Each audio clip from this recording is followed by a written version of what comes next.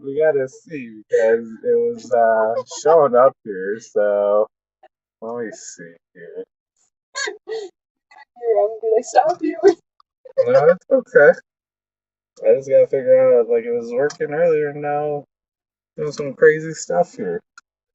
So this is gonna be interesting because it's all plugged in.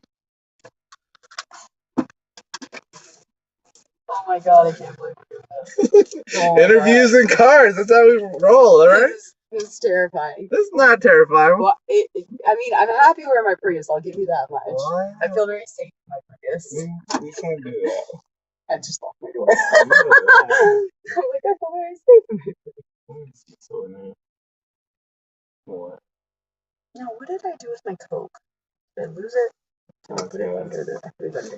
It's under there. I'm gonna do that one, and then. Pull your phone out and go to my Facebook page and see if. Watch me pop up as viewing, and I'm gonna be like, get up! It's okay. Because I'm not getting any feedback right now. Yeah. What's up, everyone? I don't know if you can hear me. I'm trying to get this to work. We're doing Stop staring at us. Interview style here in Jasper's car. She had talked about doing a reverse interview since I like to do all the interviewing and asking questions. Oh no, I can see myself. Well, do you got volume? Maybe. I need you to turn that up. Wait, I can see my. Oh, this is awful. I know. Wait, I don't know if I have volume or not. You're backdated. Wait, that's not a thing. Not anything backdated. Why are we live? Because. Who's the second? Am I the second viewer? I don't know. You're okay. Let's go. Who's viewing you? I don't know. Just trying to figure this out. This is awesome. No, now you're the only viewer right now. So, but. Why do you ask the other viewer if they can hear you? I don't know. I don't want to leave anything. Now we got into somebody else. I don't know who this is. Oh no! I'm gonna have to restart this because it was working earlier. You don't got any sound. Well, my sound doesn't work half the time. Oh my goodness! I'm telling you, I don't know why. My roommate's wanting to know why I'm like. I'm so confused. This is awesome. Oh my god! And I'm like the palest ghost ever. Oh my goodness! Look, I'm beaming. Yes. It's like beam me up, We're trying to figure out this. I'm trying, but I can't volume it. Oh, it's on Bluetooth on my car. Wait, try it again. Just listen. It's nothing, is it? Man. It was working earlier. Now. Oh no, it's back on Bluetooth. Good God! Wait, I have a solution. Maybe. Take it off, yeah. Yeah. Oh my god, it's been on this whole time! We're good. No, that's good. Because I'm not getting any feedback, so whatever. I'll need the headphones in. I can't handle this. It's good. So what's up, everyone? Scott Brandt. I've got the sponsor for Two Native Sons, Jasper Axelrad. We did a video earlier. I don't know if you caught it and whatnot, but Jasper talked about let's do a reverse interview. Because I do a lot of the interviewing. I have people come on, and she was talking about showcasing and highlighting the practice. That's showing the keys on your keyboard. What are you talking about? Well, what's that? Yeah, that's because that's the only way this is gonna work. So we gotta work with what we have. Imperfect action. So we're using the laptop to hold the phone right now to live stream this. And so Jasper's looking, she's like, why is the keyboard key showing up? Because that's how it's sitting. I'm so short, like I'm going up in my chair now. I'm going to be taller than you. It's okay. But no, Jasper actually talked because we also have Garrett Goggins. He's been on a couple of live streams, so you know who he is. And she was talking about the fact of what we bring to the table. And both of us are getting into the coaching world with different niches. And so when people hear coaching, sometimes that can like do the hesitation piece. But Jasper's like, no, you guys bring something to the table. You do different things. And ultimately, it's just showcasing who we are. And I know she wants to do one with Garrett. So I don't know when that will take place. But you have another flipped interview status. As long as you just force it in the car, this is how this works, right? Yeah, it works great. It's like he understands how it needs to get done at least. It's like Jay Leno's show on Netflix. I don't know. I do know Car what rides Galen with is. comedians or something like that. So this is the same thing. There we But go. I've seen some podcasters that will do like thoughts while driving. So I just like feel that the lights like I'm seriously glowing, beaming. Okay, this is why I should not be looking at myself while talking to you. imperfect Um, action. That's what we talk about. So anyway, I think you're absolutely right, right? So I think that you secure a really great niche and niche, something along these lines. Feel free to correct me all, sorry. Anyway, I wanted to showcase that, right? Because you're going around, you're highlighting everyone, you have such an ease about you. Total role reversal here, right? And and you are able to showcase people in a really great way, right? But you've got something really exceptional and special about you that I picked up on immediately, first time I met you, right? And it's your super laid back, like really easygoing, non-judgmental, and open-mindedness. Like everything about this is something that has made you like the best person to have around me in the entire world. Because otherwise, I'm through the window because of the light. I can't. Anyway, so to highlight you a little bit here, right? I kind of want to start with let's start at the origin. All right. So what is your background? What brought you to this point to where you have wisdom essentially to share? that I credit that, and it also goes to this crazy idea that when you hear what I'm gonna say, sometimes what I say doesn't make sense because we get into this logical idea, we have these paradigms and these beliefs, but ultimately it did start when I went through my divorce, and that was the catalyst for where I'm at today. And I'm grateful that the divorce took place, and that's why I said when you hear me say that, sometimes it catches people off guard, but ultimately, the marriage wasn't the best for either of us. And so went through that, and it was about 14 months of being very angry, going through all the emotions. And one day it just clicked of kind of forgiving myself, forgiving my ex-spouse for what took place, because I listened to someone they had talked about the power of forgiveness, but forgiveness is truly for yourself. And so that kind of turned everything over. But then we've got a good friend Q, and partnering up with him, getting into the world of personal development, having that culture with the business, and the people that I was starting to surround myself with really adjusted my thought process. And ultimately, just talking to individuals, I've got a lot of people that speak openly, just like you had talked about, but what really kind of pinpointed it was by doing the live, sharing my story, doing the different things. I had a good friend of mine from high school that we had talked 3 times after we graduated in '05. And he went through a divorce. He's married now, and he was saying that he felt as if he was having things from his past relationship come and cover like the current marriage. So we sat down and talked, and he had a breakthrough, and I actually was doing the work and whatnot. And I was like, that right there was just the kind of the sign to say, hey, this is the direction to go. But it's one of those things that he had told me that when he was thinking about reaching out to me, he would type up the message and then he'd delete it. And I think the last one that he finally did send me, he said it took him 20 minutes to send the message, because he didn't want to be judged. He felt as if asking for help, reaching out was a sign of weakness. And ultimately, I told him, and this is what people have to understand, that asking for help is a way to stay strong because you can only do so much by yourself. You have to have that tribe. You have to have the people around you that you can lean into. And like Patrick talks about, is give yourself grace. And so I made the mistake. I learned from it. I've grown. And it's still going through that process of helping individuals with changing the story, going through a divorce. Like if you've gone through it before, you understand, you start looking at yourself in a negative light. Like I told myself, and I thought I wasn't worthy. And so now it's living and being single on purpose, which is a unique thing, but that's really coming back, finding yourself.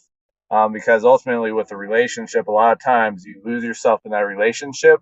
And so when you go through and you're out of it, you've really got to take that time to find who you are, rebuild yourself, rebuild that connection with yourself, and ultimately get to the point. And I tell people, you've got to complete yourself, and the other person is there to complement you. A lot of times we have this backwards thought that this outside entity, whatever it is meant to complete me.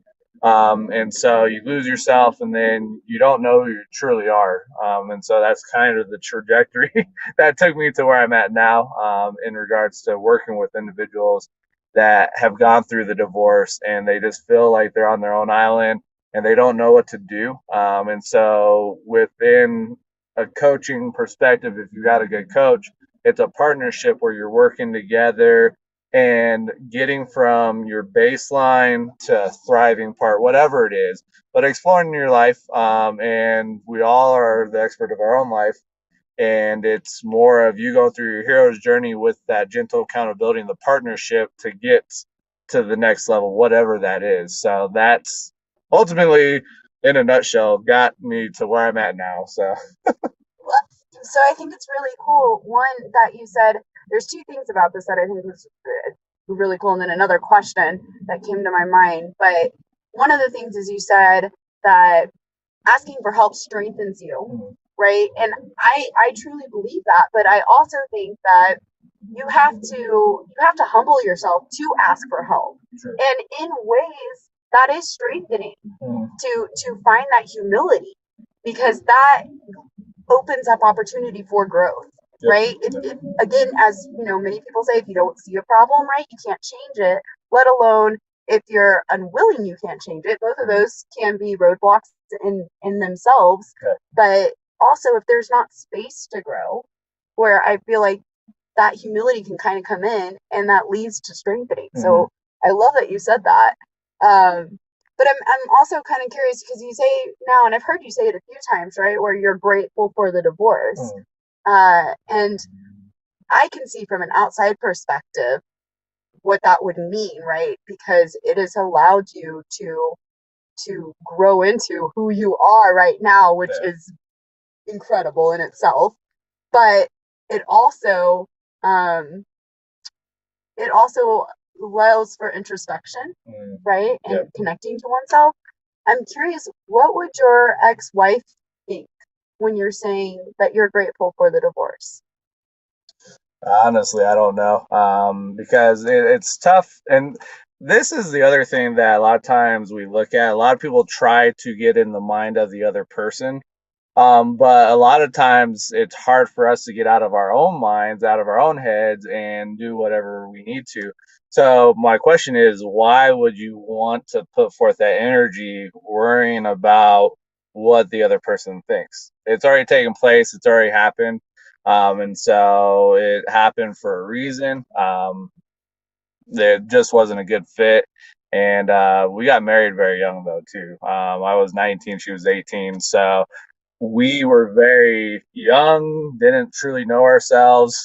And it's a unique thing, because when I've listened to other people speak that have gone through and deal with this, a lot of times we're at a point where, as humans, growing up, we were never validated, we were never heard. And so now you're in a relationship, maybe you go through the marriage, and you haven't grown and matured. And so now you're looking at somebody else that's going through the same thing. They're looking for somebody else to give that validation to them. And so that's where it's the point of you're looking for somebody else to fill a hole in you, while that other person's doing the same thing. And so it doesn't work out. And so ultimately, that's why I bring up the fact, truly, you've got to complete yourself. You've got to work on yourself. And the other person is there to be a compliment. But too many people have it backwards, where it's like, oh, I don't love myself, so let me go find somebody else that will give me that love. And so it's hard, because you have potential two people that are in the same boat of, I don't love myself, let me find somebody else that loves me and fills that hole. And so think about how that is very damaging and how that can be very tough when you have two people that don't love themselves, and they're looking at each other and saying, love me, even though I don't want to show myself love. Yeah. It's so crazy because the first time I met you, right? I was like, I'm everything you are talking about.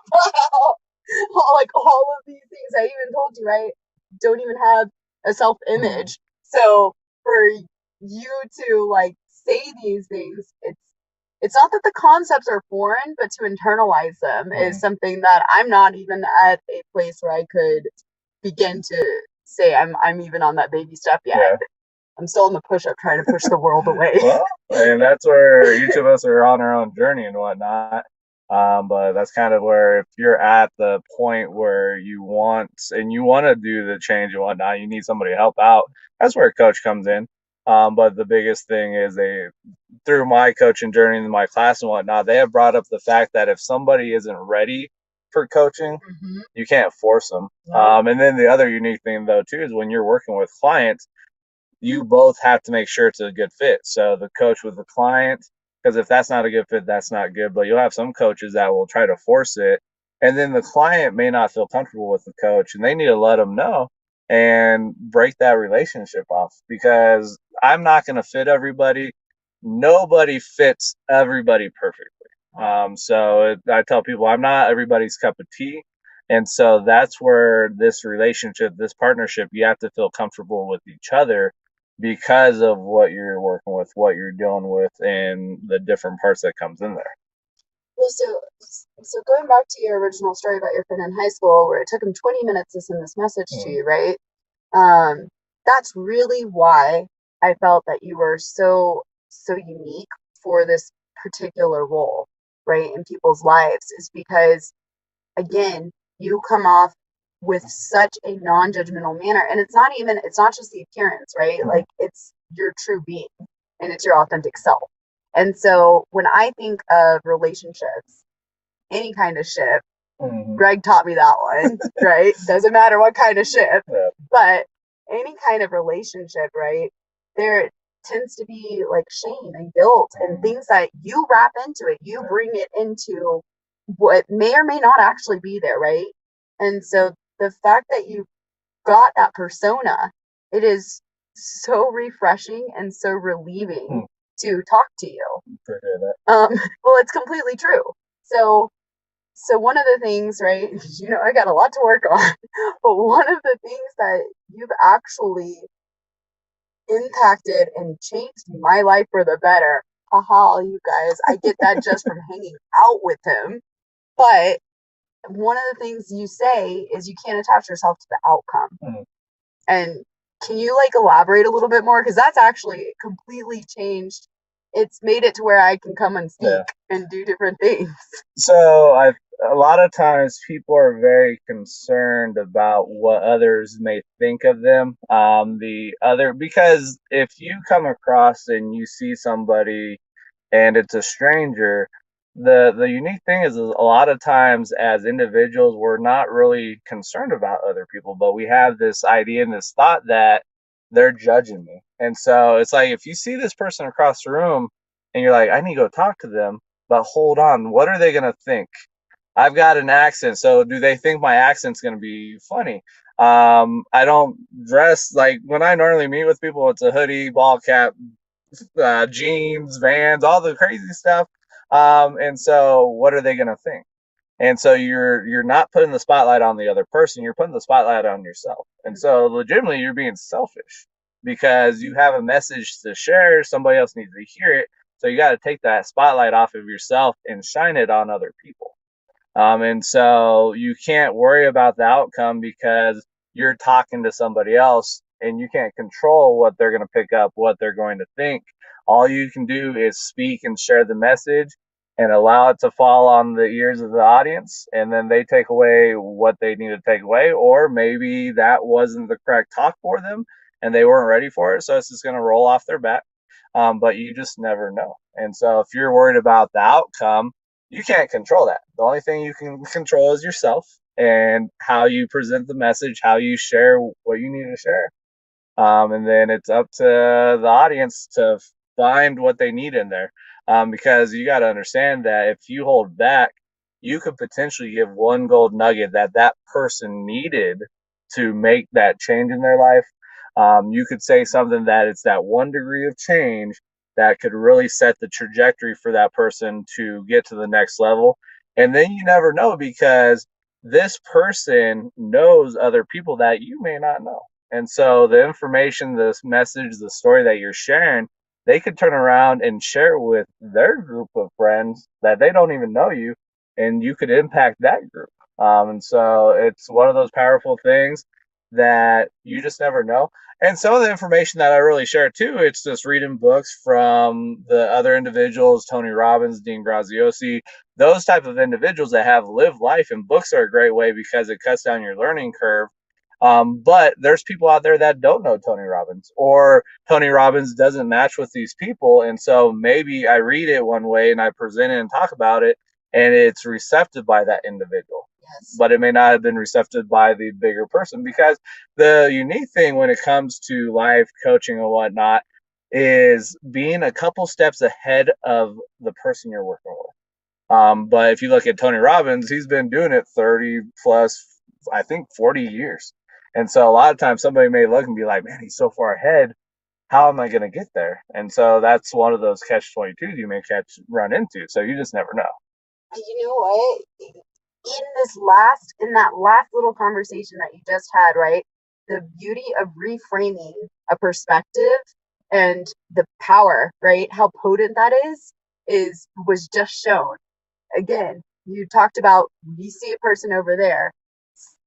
Your internal mind is immediately claiming judgment potentially from that person, but we like think about it as negative judgment, not even positive, right? So judgment in itself can be positive as well, right? Yeah.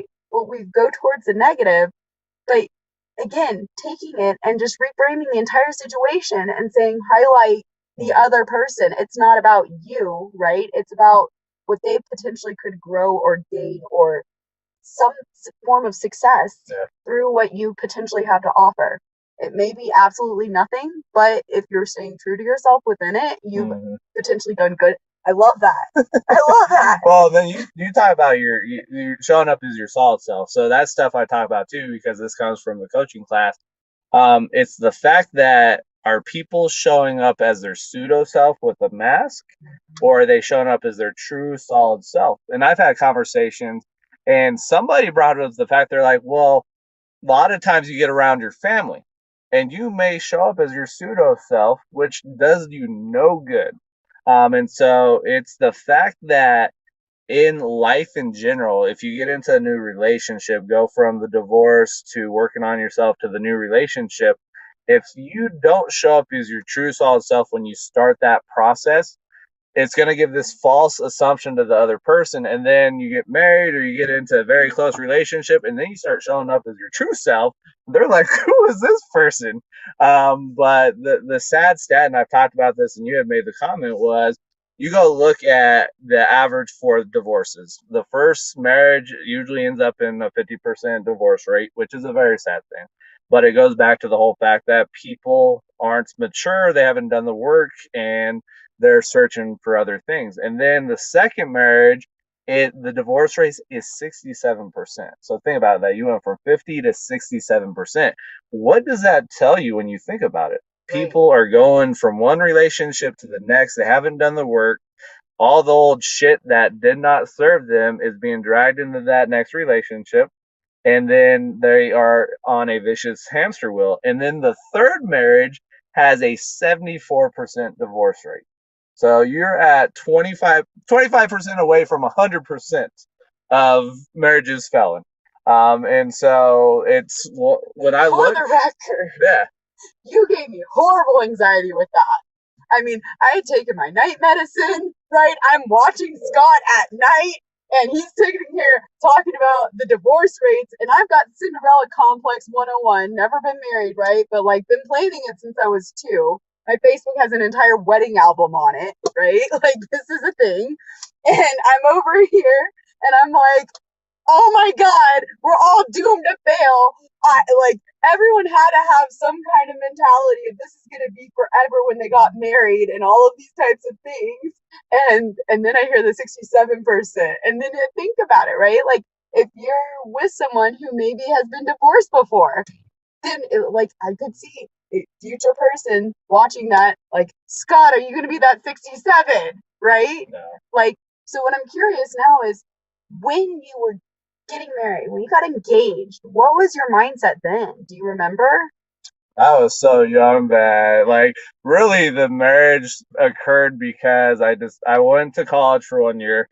I was like, screw this, this is too expensive. So I decided to join the military and then had told my ex spouse that, hey, I'm planning on going to the military. I love you. I know you're the person. Let's get married. Yeah, and then it was I don't even know, but the thing that really sticks out is there were times that I would talk to people and said, if I ever get divorced, I'm never getting married.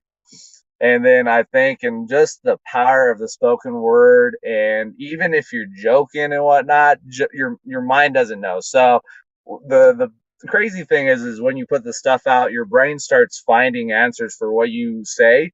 And so yeah, for me it was a rude awakening. Oh, And so I don't want to hear us. I wanted to see if there's comments. Will it show you if there's there, comments? yeah, I don't, but nothing's coming. Oh, good. It's all Okay, good. okay. So Because I'm like, I yeah, wanted to, because I remember when I was commenting and yeah, I was like, that made me think about that. yeah. But But so yeah, that was one of the big things. So what it's come down to is now it's really the non-negotiables. For me, the biggest thing is somebody that is really into personal development, understands the entrepreneurial lifestyle, is really driven and motivated.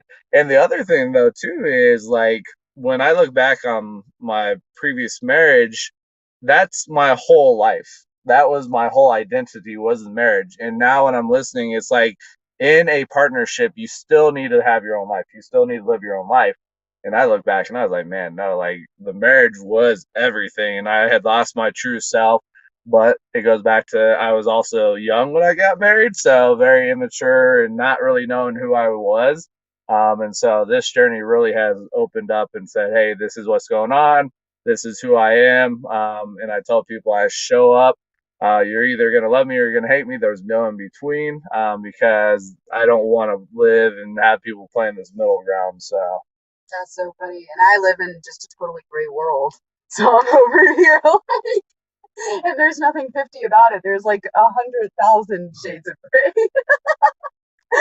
So, okay, you've got another saying, right? There's it kind of ties in with each other. You talk about imperfect action. So I kind of want to know what that philosophy is, where that came from. Has that always been your philosophy? Have you always been this relaxed in some capacities? Like, what has that journey been like for you? it's been a huge one because, like, for me, I used to be an introvert. And so the last 4 years when I was on active duty in the military, I had to go, I was an instructor for a crew field. Okay. So I had to open up and talk to people. And so now it's flipped. I'm more of an extrovert. When I get around new people and whatnot, I go back to being an introvert, filling out the room and whatnot. But ultimately, I've a lot of times been very go with the flow. But the imperfect action really has been something that's been about a year now. And it's just going out there putting forth the action regardless of what happens. And even if you're 60% of an idea or aware of your idea, go and chase after that, because if you try to have everything perfect, if you're like, I need a 95%, you're going to get laughed by others that are out there doing big things. And the thing is, there's nothing that's going to be perfect. And so if you talk about, well, I need money, I need the perfect day, I need this time and whatnot, that's never going to align. That's never going to show up. And so it's just go and do it. And if you make a mistake, cool, learn from it, grow from it. And so I think ultimately it really helps me just to show up as my true solid self and be who I am. Because I can't worry about what other people are thinking. I just need to show up and do it. And talking cars with a ghost outside of a brewery pretty much, in Fountain. hey, that's how we roll. So I love it. let's go. I love it. So yeah, so that brings me to my next one, right? Let's go. Where did that come from? How did that come about? I don't I don't even know, but I think it was like with my co-host Miriam, I ended up busting like my pinky, and so I throw up a shock a lot, and I practice Brazilian jiu-jitsu, so that's one of the things is the shaka, and so I keep doing that, but it goes with imperfect action. It's like let's go. And then Miriam one time made the comment, she's like, "Where are we going?" I was like, "We're going. That's where we're going. Don't worry about where we're going." So you busted your pinky and it became let's go. Pretty much. I don't even know how far and whatnot, but it just has been a saying, and pretty much that's what's stuck. So let's go imperfect action.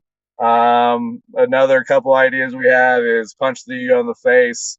And then Patrick talks about grace and greatness. So giving yourself grace. I mean, again, that kind of it's full circle, right? Like full thing again comes back to finding humility, right? That is that grace, being able to forgive yourself. That's difficult, right? That's a mountain for most people. And then being able to ask for help in some capacity. All of these things are absolutely like they're challenges in and of themselves. And then you've got him over here with the broken pinky going, let's go. And I love it because that's so again, one of the things like you were talking about is you focus on divorce because one, you've lived it, right? You've been through it and you've grown in such a manner that it seems to almost be cathartic for you to help others with it. Yeah. I see you being able to successfully guide and help people in all forms of relationships because the way that you communicate, right, is coming from such a authentic but neutral space at the same time. So that to me is something that I think is really kind of cool. So I totally just lost my train of thought because I don't know. I started thinking about my voice. Well, again, highlight someone else because otherwise I can't talk. Well, the other thing though is it's really showing up and holding space for people. Because a lot of times people really don't know where to go. They want to talk about what's going on and try to grow from it, but a lot of people shut them down. A lot of people are very quick to shut down. The other thing is when you're holding space for somebody, you're sitting there with them in their shit. And it can be tough because as you're sitting there with them, you start thinking. And so that can be tough because if you haven't done the work, you haven't done the inner work, you're going to start freaking out and you'll be like, oh shit. And then the other thing I've heard other coaches talk that they've had clients that they sat down, nothing was said for like 15 minutes, but the client's like, this was the best session ever. And so it's just being there for somebody and just being present for somebody. And ultimately, in our society, we don't do that enough. You'll have somebody that's talking about something, they start freaking out. So I had a friend, and no. So I have a good friend of mine. His dad went through a divorce, so we were talking, and he said for 2.5 years it was the worst time ever. And so it's like, man, you went 2.5 years with going through the shit, but everybody deals with the experience differently and whatnot. But that's a lot of time that you could have been growing. But it's a matter of forgiving yourself, giving yourself closure, because those stuff is for you as an individual. Happiness is another one, which that's an internal piece. But when it comes to people speaking on different things, so me and my ex-wife, we went through a miscarriage, and when I look back on that, like I didn't handle it properly, emotionally and whatnot. I was very immature with my emotions.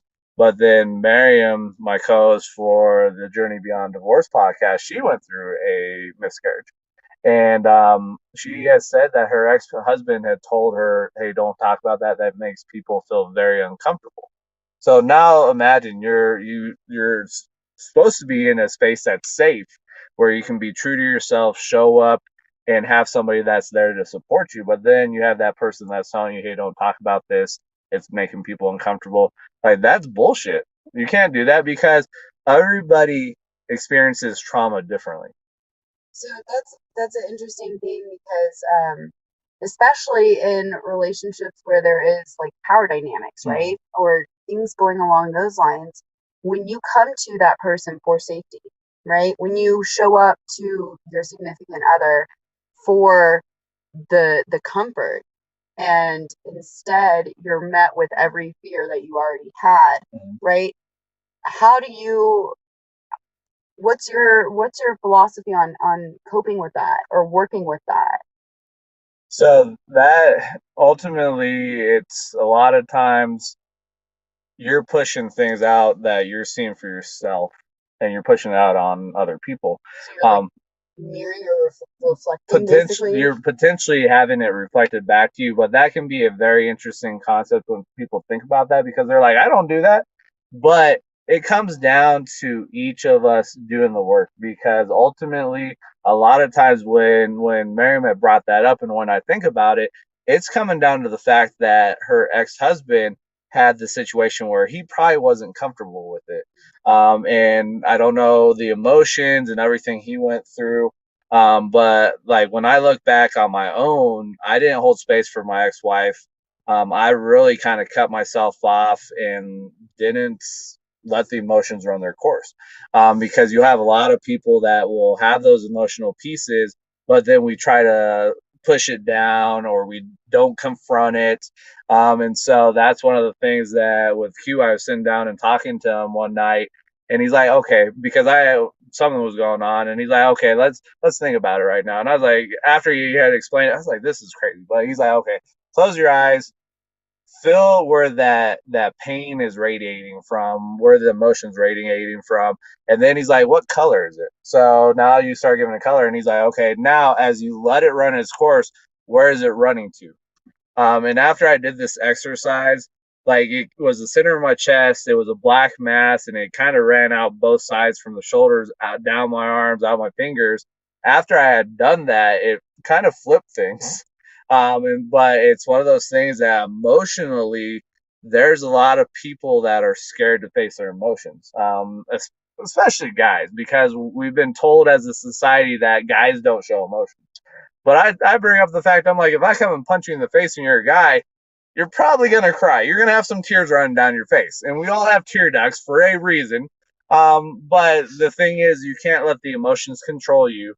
Let them run their course, but embrace the emotions, but don't let them control you. You control the emotions, and you do what you need to. But ultimately, you've got to embrace it. You can't push it down, because that's not good. Because once I tell my oldest daughter, I'm like, you're like a pot of water. And so as you fill up, you get to the top, and then this one little drop that drops into your pot overflows the whole pot. And now it's the same thing as humans. If we keep pushing down, if we keep pushing down, and we don't embrace it, and we don't let it run its course, like something's going to set us off that should not do it. Absolutely love that. And I think it needs to be heard a lot more because, when they talk about sensitive guys or guys who are in tune with their emotions, right? Mm. It almost has like a demasculating tone. It's not the case, right? Because people who are in touch with their emotions in any capacity, right, can actually become more empathic to other emotions, right? So I would think in a relationship, somebody who is more in tune with their emotions, when their partner is going through something, they are able, like you talk about holding space, right? You can actually um, vibe with them essentially on a much closer level Yeah. versus if you're pulling off the whole masculinity face or whatever that stereotype has become. Mhm. um so give me a little bit here on uh what inspired, like, what do you get inspired about on one, a daily basis, and two, what is your goal when working with somebody? Do you have one? So what inspires me is just knowing that I have value to give somebody else. I have a message, and so that's why I do a lot. I do a lot of lives every day, just to share that because you never know who needs to hear what. And so it's the consistency piece, which is the least sexiest piece of success, is the consistency piece. But ultimately, for myself, there's a lot of coaches out there that when they work with clients, if they don't see progression, they hold it against themselves.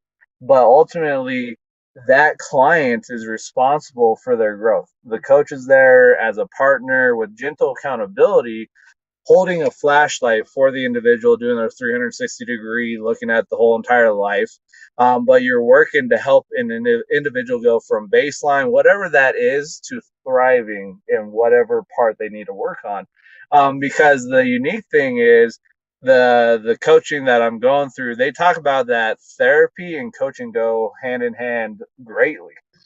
Because the therapist is working with somebody, bringing them from rock bottom to their baseline, while a coach is there bringing them from their baseline to thriving in whatever part.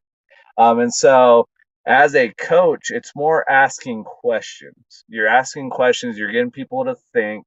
And ultimately, homework that is assigned, it comes from the client itself, themselves, because they are the expert in their life.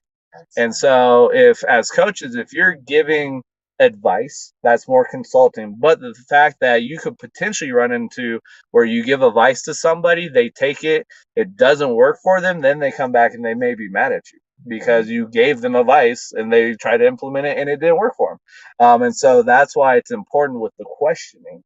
The thing though is a lot of times us as humans are very overwhelmed. We have a lot of information and we just don't know how to sort it, and so that's where a coach comes in, helps with the sorting piece.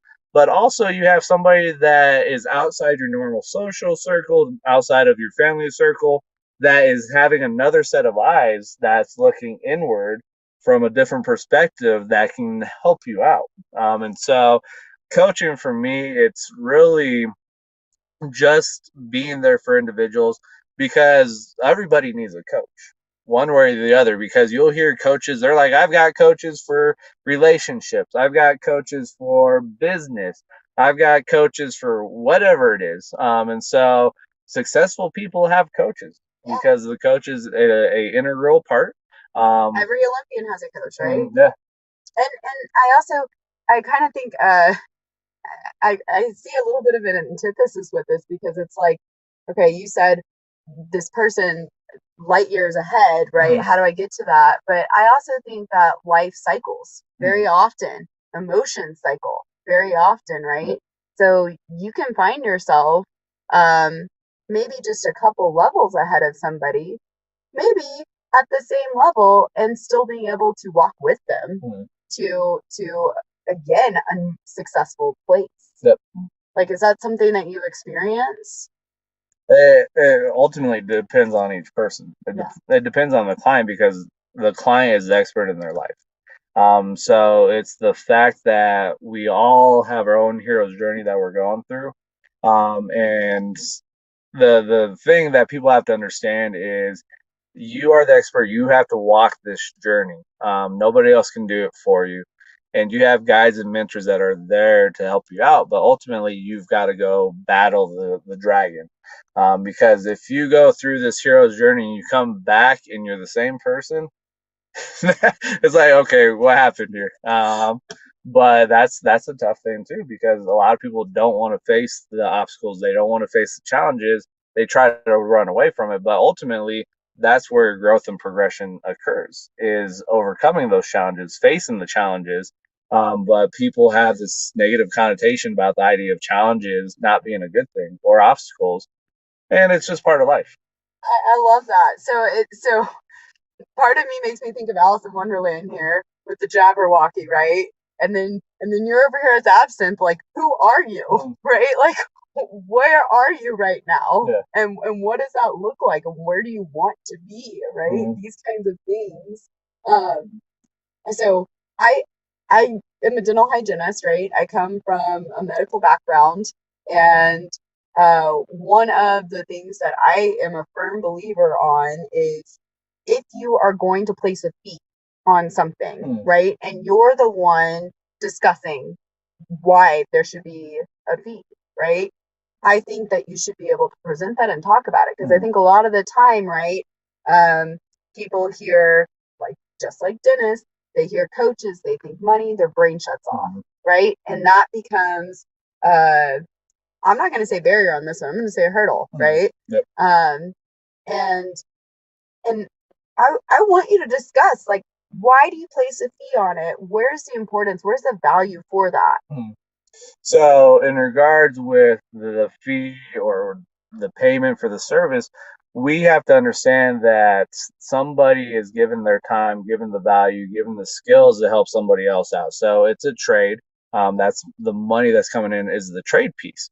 And so, the other thing we have to be mindful about too is if you're getting free coaching or free services, how much is that impacting you? Because when you have some sort of funds in play and you're paying for it, it it's psychologically different because now you've got something that's on the line and you're like, well, if nothing comes out of this, I've paid for it, and that's not a good thing because you're like, man, I lost money.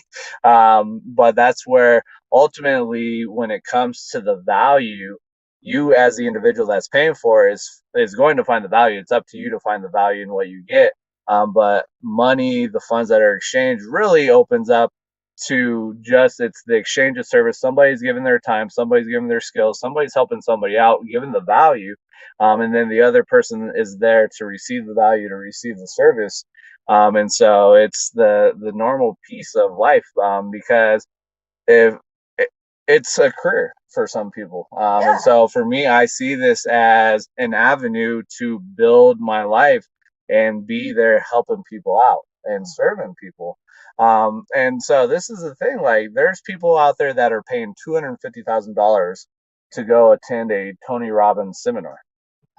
And they don't question it, nothing of that, because of what is given, what they receive, and it's the different outlook, it's the That could be different a nice opinion. home. Yeah, but it's how, and so this is the thing. It's a lot of people are so cost conscious. You've got to look instead of the cost. You got to look and say, okay, if I have this exchange of a medium with the money, what does this do for my life? Right. So what if I pay for this coaching, what is it going to do for my life? What do I want out of it? Right. And so that's where you got to make that determination. And so you'll like for me, I buy books all the time. Some people be like, why are you buying books? Because it's an investment in myself. And so that's the same thing when you're exchanging money. A lot of times we have to look and find things that are going to be an investment in ourselves and help us out. And so you'll have people that pay money and they don't blink an eye because they understand what it does for them as an investment in themselves. But it's ultimately the person's viewpoint on money. And so that's another tough obstacle for people too is money is not everything. Money ultimately money is just a vehicle. Money is energy. And so if you have somebody that's very gracious and they have a lot of money, they get to do a lot more. They get to give back a lot more. If you've got somebody that's a jerk and they have money, they're going to be a bigger jerk with money. But ultimately, money allows you to have more choices, allows you to have more options in life. But the other thing too is if you have a big vision and a big mission, you have to have money to be able to accomplish that. Yeah.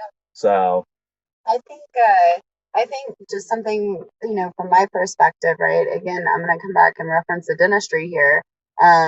But whenever I was making a diagnosis and then presenting a treatment plan, right? I found it critical that I was the one presenting it, right? Because one, I am making the diagnosis on it, and on top of it, I'm the one who who truly believes that this is what is best for that person, right? So, so I think that that's part of when we talk about finances. It's really, where does that person's priority lie, right? Because you're not there to pitch a hard sell. Yep. That's not, and I knowing you, I know that's not at all who you are, right? a lot of the time, I think a lot of people are fearful of this hard sell pitch or things like that. It's just not the case. Uh, and when you're doing something that you really believe in, right? It's not it doesn't feel like a sell anymore, right? So ultimately it may be a sell or a trade in some capacity, but the bottom line is where are those person's priorities, right? Is it on saving those funds right now? Or is it on personal growth and development? Is it on their health, right? And it's like you said, finances can be a vehicle in some capacity, but I will tell you too, it was funny. I was on Danielle's cash and chicks and coffee. I'm getting all this backwards. Coffee's chicks and cash. Yep. There we go. And I told her, I was like, I'm probably the worst person to be on there. But my perspective on it is I truly believe, especially when you're in a monetary society, you got to learn what it means to live without funds, right? Because there's some freedom within that that you may not experience in any other way. And so I think that that's kind of an interesting approach because then it allows you to come to somebody like you, right? When there's nobody like you. So it doesn't, if you get to come to Scott, you got lucky. Just saying.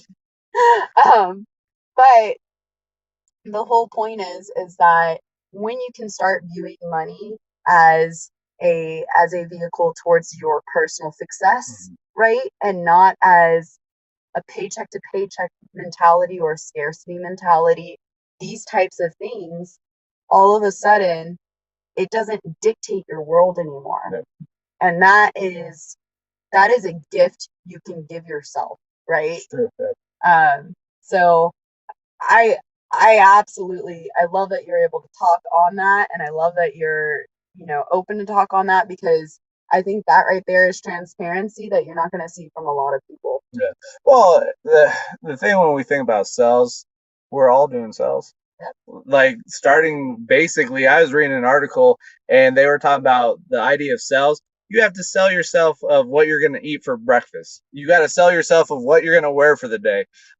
If you're pursuing somebody, you've got to sell yourself to that person of why you are the best suitor for that person.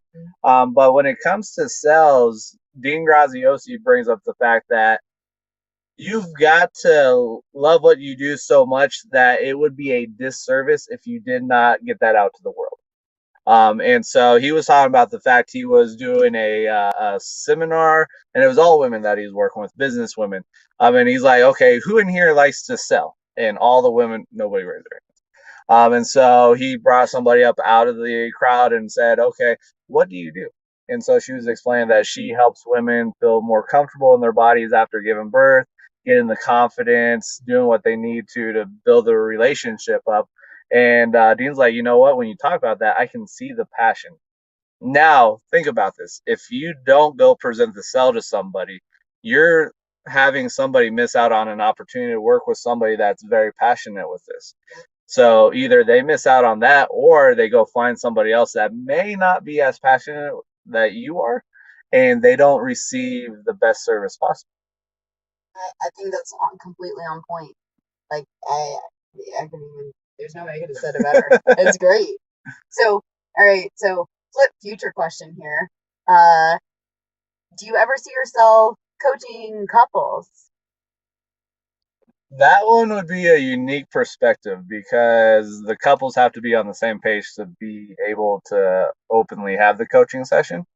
But that would be something that could be very viable because the thing is, on one of our episodes on the podcast, we had talked about love languages. And so the crazy thing is, I had to help. Well, I didn't have to, but I helped write an article about the love languages and giving gifts and whatnot. And so I look back, and I believe my ex-wife's love language was receiving gifts. And so I was like, and I was young. I was like, this is so stupid. This is the stupidest love language ever. Because I was under the assumption that it's like the big thing is purses, everything like that. And one of the coaches that had that section and they wrote in there, they had talked about the fact that I think it was a female coach. So she's like, if my husband goes out and picks up a rock and brings it into me, that's great. That's receiving a gift. Yeah. And she's like, it's not this big grandiose stuff. And so that's a very important thing that people have to understand. They have to understand what their own love languages are, and then they need to understand their partner's love language. Because a lot of times we have the issue where we understand what ours is, so we try to push it out on the other person. It does not work. And then the other suggestion is to take the love language quiz every 2 years, because we go through things that adjust. So mine used to be physical touch and words of affirmation. But then I took it again and it was physical touch and quality time. Yeah. And so it's one of those words of affirmation was my third option for my love languages and whatnot. Receiving gifts for me is the bottom. It was like non-existent. And then the other thing that I find unique, there's a language for everything. So there are sex languages out there. It's I think I went through. It's called the Erotic Blueprint, and so you can go take this quiz and find out what your sex language is, because that's important too, to understand how you're spoken to in that realm, and how your partner's spoken to. Because the thing is, there's a sex language called shapeshifter, and so you can shift to match what your partner is. And that's not good for you though, because a lot of times shapeshifters, they don't tell what they need. They don't express their need because they're shifting and whatnot. And so they can have an aspect where they lose themselves. And then the one of the other sex languages is kinky.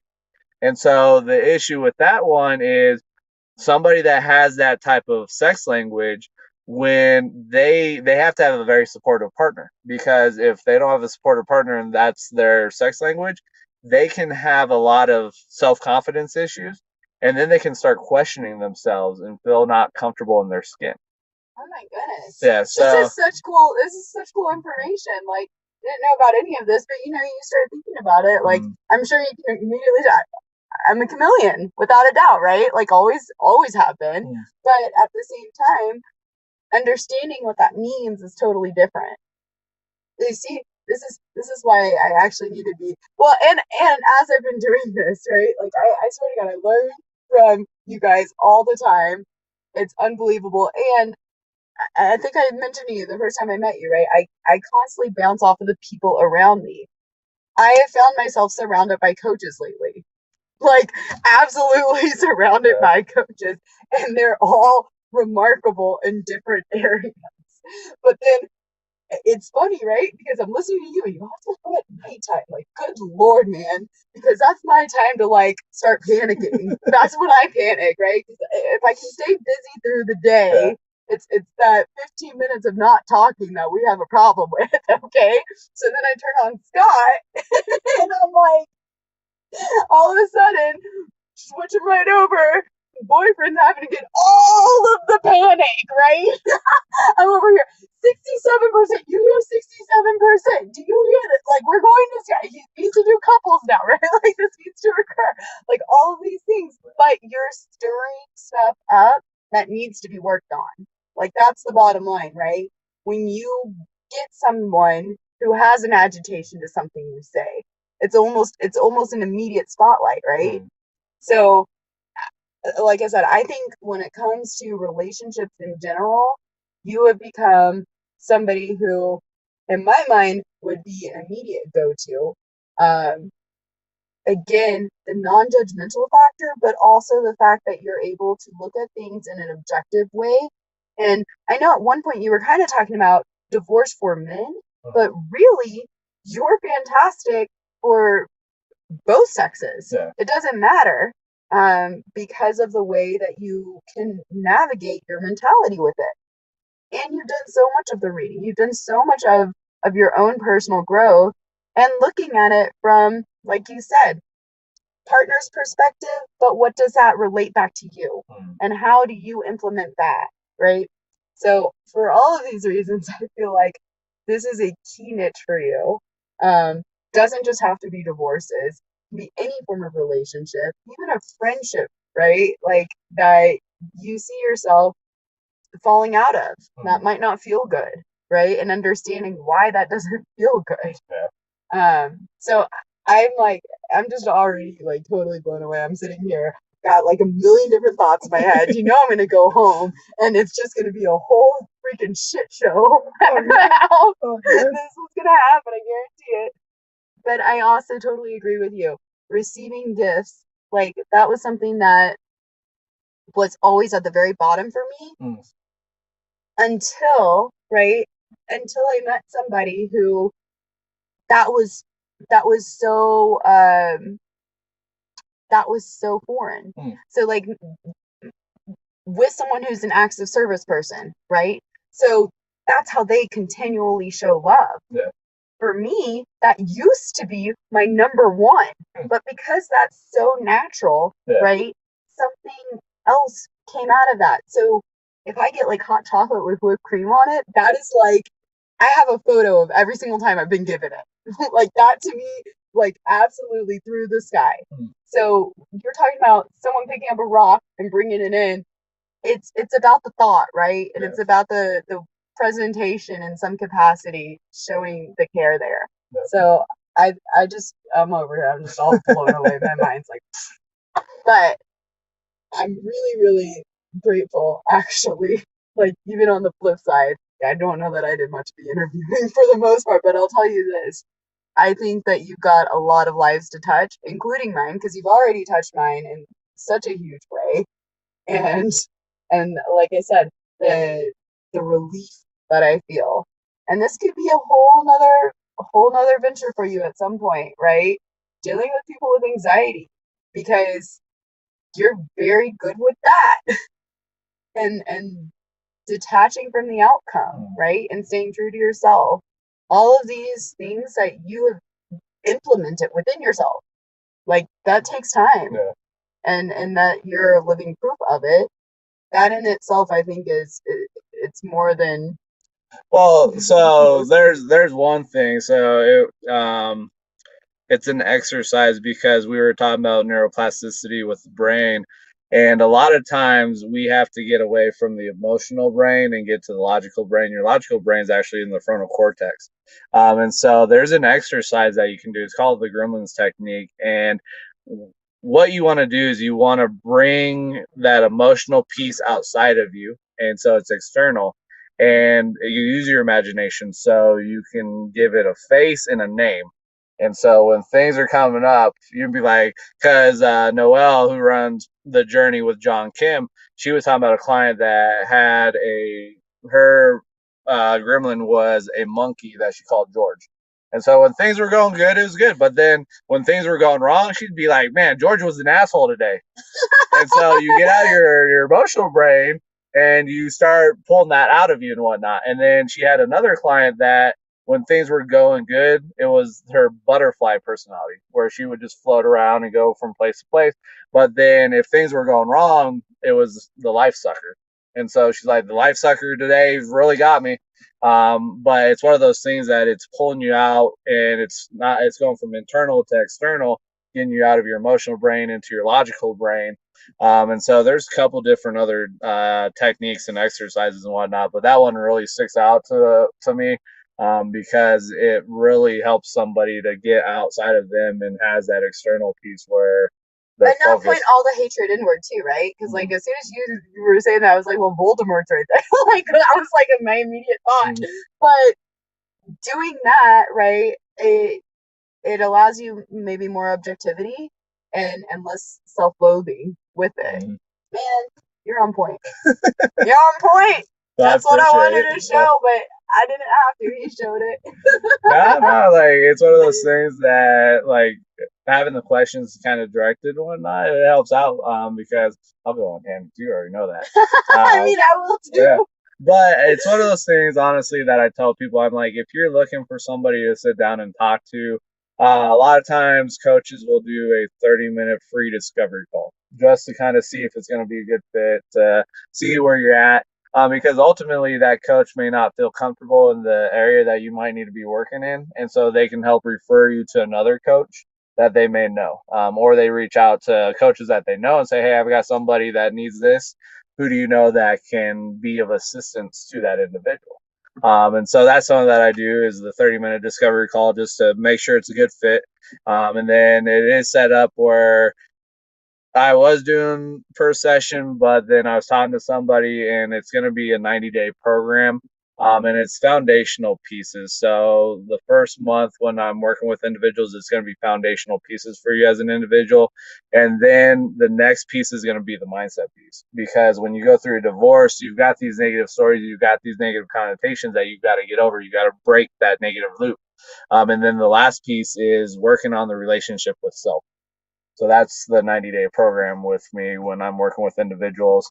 And I have a setup where it's $750, pay half of it up front, and then the rest of it gets paid over the next 2 months or whatever.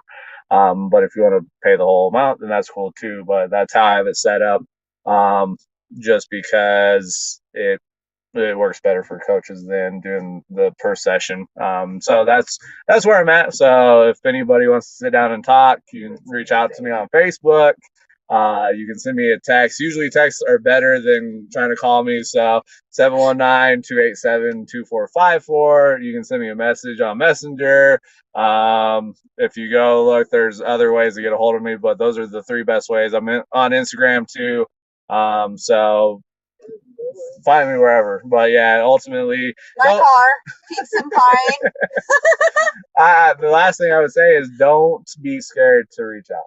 Don't be scared. It's not a sign of weakness, especially for the divorce. People have gone through the shit before. You're not on your own island. Plenty of people have gone through it, gone to the other side, and they're thriving.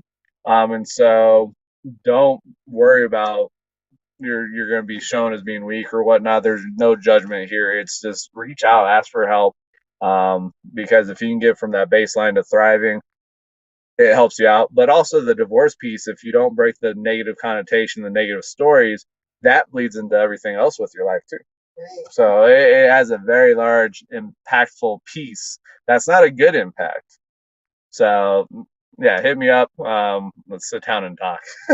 I mean, I gotta tell you, it's one of those things too where, um, it's funny because you say that statement of either you love or hate me, and I perceive that as almost a negative statement.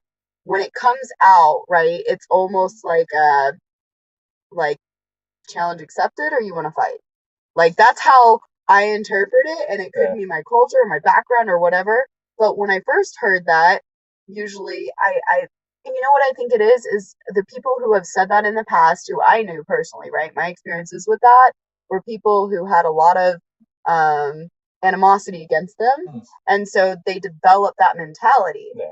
So at first, I was like, "Oh man, this is gonna be one of those one of the ideologies of like either it's my way or the highway." Yeah. You are so far from that. Again, like the open-mindedness, and also I think it's kind of cool because I don't know if you felt it, but I feel, especially in our group of friends in some capacity, this collaborative movement, but truly the collaboration between a coach and client in some capacity, there is growth between both parties. Yep. And so I think it's just kind of the way I feel movement going at this point in time. And I'm really loving it. I've been embracing it. I've been able to like do it because of you guys in a huge way. But I mean, it really is something that I think we're going to see a whole lot more of, and people are going to recognize that they want and need more of it. Yeah. Well, the last thing here, it truly is the last thing. There's another saying that really sticks with me, and it was through The Buddha and the Badass by Vishen Lakhiani. He was talking about the fact that you can't be fearful to repel the few, because if you're fearful to repel the few, you're going to miss out on attracting the many. And so I think that kind of goes hand in hand with you either love me or you hate me. There's no in between, because ultimately it's the mindset piece of I can't be fearful to repel these individuals because they may not be part of the mission. They may not be part of the journey. We just don't fit well together. Because if I'm fearful about repelling these few people, I'm going to miss out on the bigger picture. So that's kind of where that bleeds together and blends together and does all the crazy stuff. I love it. I love it. Talk to Scott, y'all. Talk to Scott. That's all I gotta say. If you're offering a 30-minute free, take that 30-minute free and run with it, because that is something special. I appreciate it. So other than that, this was a flipped interview, which was a good time. I enjoyed it. Hopefully everybody else did. If you guys found value in the video on Facebook, there's a little share button. Share it. Anybody that you know that could benefit from this, share it with them. Even if you don't know if they can benefit from it, share it, because there's nuggets here that people can walk away from. Because ultimately, when it does come to that, with the value, it should be a matter of somebody walking away with something that they can grow with, regardless if they buy something from you. So that's another way to look at sales too, is what value are you giving? So I love it. I love it. I'm so down for it. all right, we're done. Signing off. See how long this takes.